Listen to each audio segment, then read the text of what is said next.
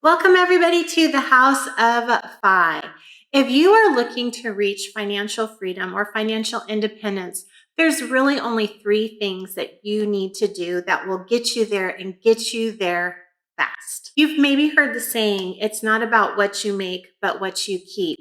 And that is so true. Think of a colander. It doesn't matter how much you put into that colander, it is all going to come out. You can make all the money in the world, but if you spend it all, you are still broke. So if you want to reach financial freedom or financial independence, there's three things that you need to do. And each one of the three things is important in its own merit. However, if you do all three of them together, it's really going to expedite your journey and get you there as quickly as possible. And that's really all we want, right?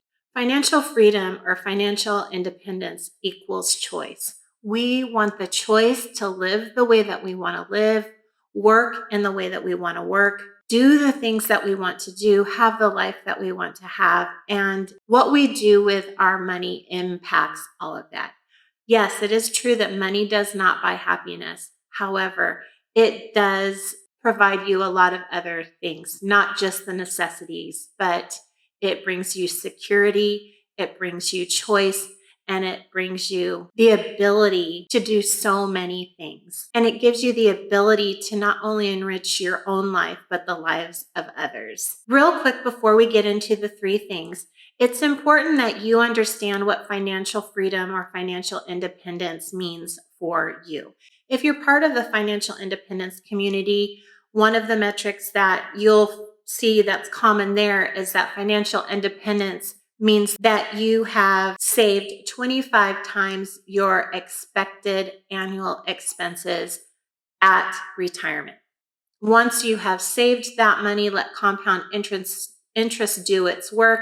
That amount of money should be enough for you to live on for the rest of your life using a safe withdrawal rate of 4%. These numbers were figured by the Trinity study, which I'll link below. Some people feel more comfortable with more than 25 times, and some who have very, very low expenses or don't need all of that savings, maybe they have other income streams, don't need to save as much. But for our purposes today, that's what we'll consider as financial independence. The other route to get to financial freedom or financial independence is that you have enough income streams in place to support your expenses at retirement. And that is the route that we have chosen to go. And I'll link the video up above where we talk about that and how we're growing 7 different income streams that will support our lifestyle when we opt to retire. For you, you're going to need to decide that for yourself. You're going to have to decide, what does retirement or financial independence look like for you? Because that is going to be your starting position, and it will also tell you where you need to be. The first step is that you simply have to save more. It's unavoidable. You have to save some of what you earn. And if you're not saving money right now, start small. Start with 1% and then increase that maybe every quarter or maybe every month. But start now. If you try to save after you've paid all your other expenses, that money is always going to get used up. You've probably heard people say, pay yourself first. And for the longest time, that is one of the biggest mistakes that we made, is that we always felt like we could not afford to save. When the reality was, if we simply saved off of the top before we did anything else, we always found a way to pay all the rest of our expenses. We could afford it. We could cut expenses elsewhere. So my advice to you right now is, if you are not saving, start small. Like I said, start with 1%, and then maybe in a month, increase it to 2%. Maybe in the next quarter, you increase it to 3%. We went from saving 0% of our income to almost saving 30% of our income. And for us, living on one income in a high cost of living state with 6 children, that was not an easy feat to do. But we did it, and we live comfortably. We still enjoy lots of things in life. And if you watched last week's video of our net worth update, you'll see that we have grown our cash and cash equivalents from zero in 2016 to approaching $200,000 in less than 5 years. So it is possible. Keep an emergency fund. That's 3 to 6 months of expenses typically. However, if you're self-employed or maybe have irregular income or work on commission, you might want to save more than the 3 to 6 months. If you have zero in savings, one financial emergency could result in disaster. So it's very, very important that you save no matter what. That's step one. Step two, I say this all the time, decrease your expenses. When we began this journey, I was still a practicing lawyer. We made a lot of money. However, it was all going out the bottom of that colander. We were not keeping any of it. We were just living life and spending it all without saving. So we had a lot of debt. We were spending way too freely. And I really, really wanted to quit, but I couldn't. My job was what was supporting our lifestyle. And I wanted desperately to be able to be home with my children. In addition to that, I was suffering some severe career burnout as well as some mental health issues. And it all just kind of came to a head, but I was stuck. And so we had to find a way for me to be able to quit without impacting what we needed in our lives. And so the bigger part of what we did was we cut our expenses. We asked two things of every single thing that we were spending money on. We asked, is this something that I can cut, or is this something I can eliminate? And we questioned everything that we spent money on, and we asked those two questions, and then we made changes. I'm talking about car insurance. I'm talking about cable. I'm talking about what we bought at the grocery store, our living situation. We ended up selling our house, and one other result of selling our house is that we now rent. For us, it is cheaper for us to rent than it is to have a mortgage. We can rent a house in the same neighborhood, just a tiny bit smaller than what we were living in before, but still adequate and enough room. Same school for my boys, and we're paying $1,100 less. If you can cut your expenses and cut those big ones, your living expenses, your transportation expenses, and your food expenses, those are the three big expenses that we have. And by cutting some of those expenses, you're going to get more bang for your buck.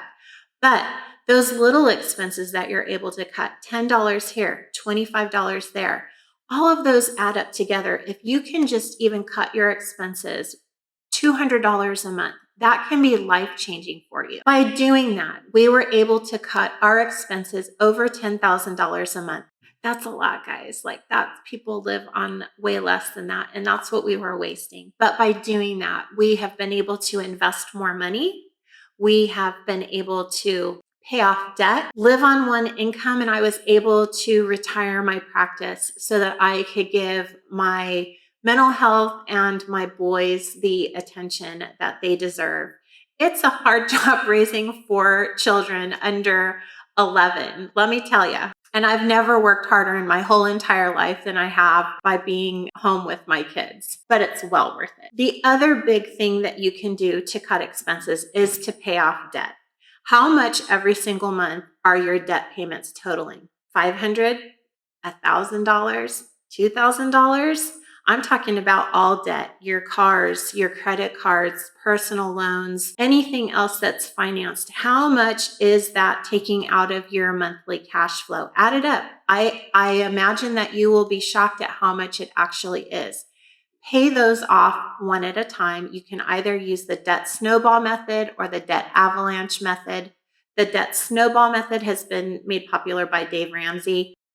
It's where you take all of your debts in order of smallest balance to biggest balance, and you start taking every single extra cent that you have, attacking that smallest one. You're paying minimum payments on everything else, and you just attack them one by one, and then take what you were paying on that lowest one and then take it down to the next one once that one is paid off. The debt avalanche method is very, very similar, except you're listing things in order of highest interest rate to lowest interest rate, and you're doing the same process. We used a combination of those two methods depending on where we were in our journey, and I have a video that I'll link up above that explains that more in detail. But pay off your debt. If a significant portion of your budget is going to debt, it is taking away from what you can save. It is taking away from the power of compound interest, time, and consistency. Even if it's $500 saved for 10 years in the stock market, index fund, the stock market overall has performed at about on average of 8%. So $500 every single month for 10 years at 8%, you're going to have $91,000 saved. $31,000 of that is purely interest. That's free money. That's the power of compound interest and time. If you bump that up to $1,000, you're going to have saved $191,000 in 10 years. $63,000 of that in interest. And if you bump that up to $2,000 a month, you're going to see that money grow to $365,000, $125,000 of that in free money. It's magic, guys, and it's so important to do. So start today. Start with a little bit and increase it, and just look for areas where you can save on your expenses and put that all into your savings. So you've heard the first two steps. Save more, spend less. What is my third one? The third one is to build wealth. And you hear me say those three all the time. Save more, spend less, build wealth. Building wealth. What does that mean? If you save all of that money and you just let it sit in a regular savings account or a money market account, you're going to earn less than 1%. That is not going to give time and compound interest to do the good work that it can do. You want to take advantage of being smart about where you put your money. I am not a financial advisor, so I can't tell you what to invest. We have opted multiple ways to invest our money. We invest in index funds that track the S&P 500, but we're also creating other income streams, and I'll talk about those more in a second. I did want to say that maybe you're like us and maybe you don't feel comfortable in making those sorts of financial decisions yourselves. Number one, I would challenge you in that. Neither my husband or myself had any kind of financial background.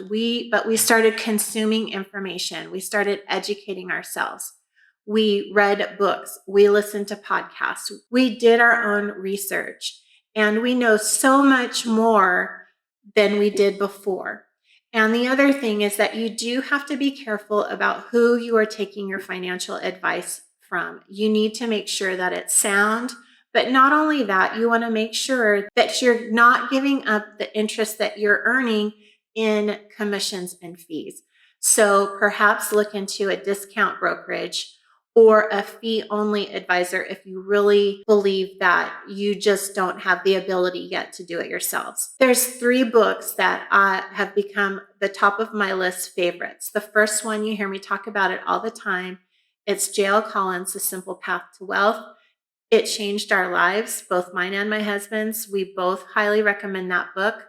The next one is The Millionaire Next Door. The third book that is on my list of favorites, it's a newer book. It's called Quit Like a Millionaire. But what I really love about this book is it talks about what's called a yield shield and how they use dividends as part of their safety net in their retirement plan. I'll list the Amazon links for each one of those books down below if you'd like to check them out.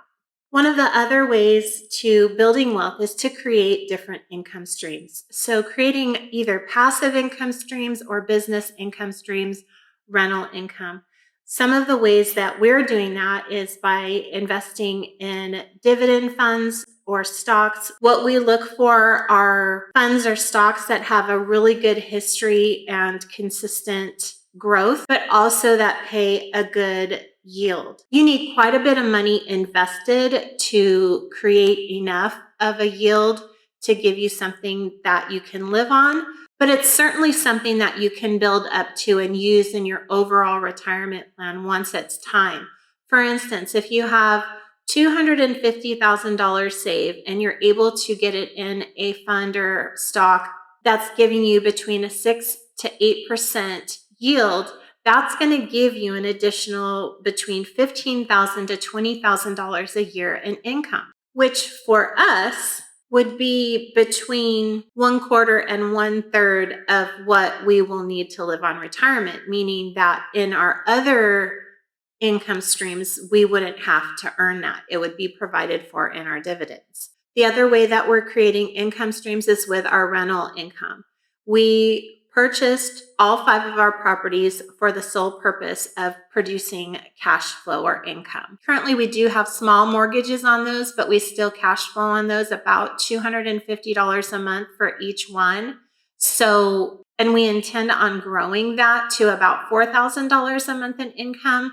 But right now, that's where we are. So when we retire, we're not simply relying on just our rental income or just our dividend income.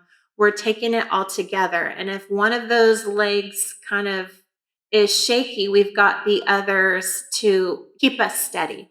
We don't have all of our eggs in one basket. And one of the final ways to create another stream of income is through a business. We live in an amazing age of the internet. There are so many things that you can do with the internet that will earn you money. Even if you're a lawyer, a plumber, let's say you're a plumber. Maybe you start a YouTube channel and you talk about DIY stuff and film repairs that you do. I'll list down below a friend of mine, Erica Colbert. She is an attorney as well. She quit her job as attorney and now is like me. She does personal finance videos, but she also has her own website. It's called Plug in Law, where you can go to for different types of legal forms for your business. She has turned her skill into something else that is going to make her money, where she doesn't have to have a whole lot of involvement in it. And that's the key, is finding something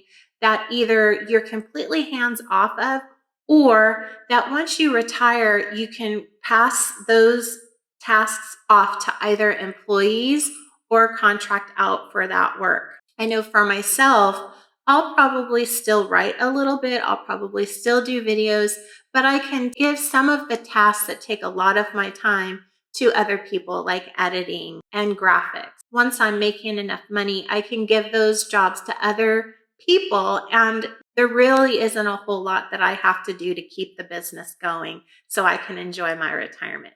You can buy items at a discount, either clearance or flea markets or garage sales, and turn them around and flip them. I know a couple who has made this their full-time business. They simply find great deals and turn it around and sell it on eBay or OfferUp and are making thousands and thousands of dollars a month. But they're also teaching other people how to do it themselves. It's just amazing the reach that we have in our lifetime to other people. And there's so many opportunities if you're willing to take the chance and go after it. Maybe you don't want to start a business. Maybe you don't want to have rental properties, and that is totally fine. You can build wealth simply by being smart with your money and putting it in investment accounts that are going to earn you a consistent rate of return and be relatively safe and steady over time. But the key is you have to do it. You can't just leave your money sitting under a mattress or in a savings account earning 1%. There's not the wealth opportunity there if you do it that way. So there you have it, guys. Those are the 3 things that when you put them all together, they're the perfect formula for getting to financial freedom or financial independence as quickly as possible. I hope you found this information helpful. Come back again next week. If you haven't subscribed, would you do so and hit that notifications bell so you get the notification of when we have a new video out. We do try and get those out every single week. All right, guys, take care. Bye.